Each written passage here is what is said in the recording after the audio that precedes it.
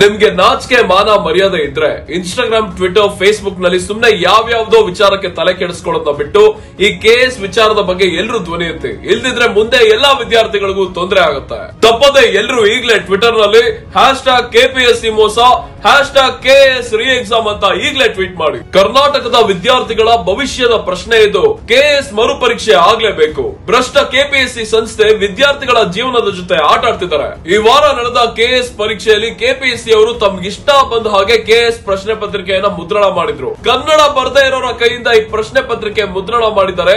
ಇವರಿಗೆ ನಿಜವಾಗ್ಲೂ ನಾಚಿಕೆ ಆಗಬೇಕು. ಈ ಪ್ರಶ್ನೆ ಪತ್ರಿಕೆಯಲ್ಲಿ ಎಷ್ಟೋ ಕನ್ನಡ ಮತ್ತು ಇಂಗ್ಲಿಷ್ ಪದಗಳ ತಪ್ಪಿತ್ತು.